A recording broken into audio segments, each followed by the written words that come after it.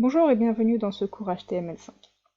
Nous allons voir comment spécifier la sémantique des mots et des phrases. Donc nous allons commencer par voir comment mettre un texte en gras.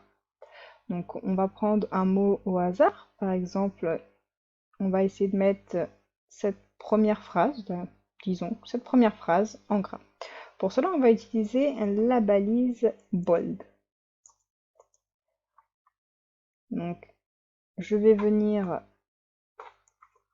fermer ma balise ici et je vais actualiser ma page. Vous voyez qu'à présent, donc, ma phrase est bien en gras. De la même manière, nous pouvons utiliser la balise strong. On va faire un exemple. Nous allons utiliser notre balise strong. Donc, et je vais venir la fermer, par exemple, juste après cette virgule. Donc, si j'enregistre à présent, vous voyez que j'ai bien donc, mon début de phrase en gras. On va voir comment mettre un texte en italique. Donc je vais prendre encore une phrase au hasard ici et je vais utiliser la balise I comme italique. Donc je vais venir mettre ma balise fermante juste ici et je vais enregistrer les modifications. Donc vous voyez bien que j'ai ma phrase qui apparaît en italique. De la même manière, je peux utiliser la balise EM. Donc je vais vous montrer, on va prendre une autre phrase au hasard et je vais mettre la balise EM. Donc par exemple, je vais mettre juste ce mot par exemple. Dans ma balise, j'enregistre et vous voyez que j'ai bien mon mot en italique. On a également la possibilité de mettre la balise small, par exemple pour quelque chose qui n'est pas forcément important. Mettons qu'ici j'ai une note, je vais faire comme ça, et que c'est pas forcément intéressant, c'est juste une note. Eh bien, je vais ajouter une balise qui s'appelle small, et donc ça va venir rétrécir mon texte, vous allez voir. Je vais enregistrer les modifications, et vous voyez qu'à présent, mon texte a un rétréci. C'est pas quelque chose d'important, c'est juste une note. Vous pouvez très bien venir mettre votre note par exemple à la ligne.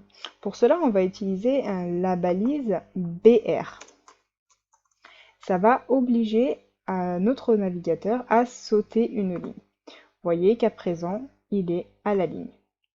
Nous pouvons également délimiter par exemple une section. Pour cela, je vais utiliser la balise HR. En actualisant notre page, vous voyez qu'à présent, j'ai une séparation entre mes deux paragraphes. Nous avons également la possibilité d'utiliser une balise, par exemple, si nous avons quelque chose entre guillemets, un texte entre guillemets. Je vais par exemple mettre un texte entre guillemets, juste pour vous montrer. Je vais choisir une phrase, hop, je vais mettre ça entre guillemets. Comme ceci, pardon, comme ceci. Et donc, pour cela, je vais utiliser la balise bloc quote. Vous allez voir.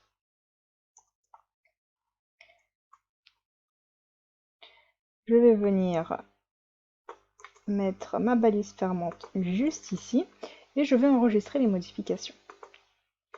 Donc là, vous allez voir qu'à présent, j'ai bien mon texte ici qui s'est mis donc à la ligne, qui s'est centré et qui s'est bien mis comme une section à part. Dans cette balise bloc quote, j'ai l'attribut site. Donc ici, on peut mettre par exemple le lien http google.com. Admettons que j'ai pris mon article de là-bas. Eh bien, je peux très bien mettre mon adresse de cette manière.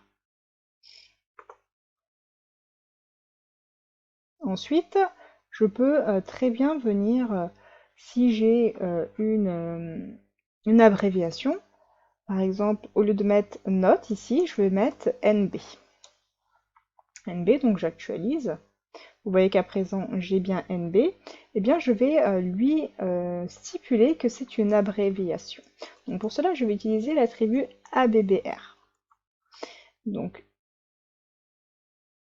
hop, je remets mon petit NB, pardon, je l'ai supprimé. Et je vais venir donc lui dire ce que signifie donc cette abréviation avec donc l'attribut title. Donc là, je peux très bien lui dire nota bene. Donc si j'enregistre à présent et que je mets mon curseur sur mon NB, vous voyez que j'ai une petite instruction qui s'affiche en me donnant donc la définition de mon abréviation. Vous voyez à présent comme notre article ressemble un peu plus à quelque chose. Et on peut très bien également, en faisant inspecter, voir le rendu que ça a sur un téléphone.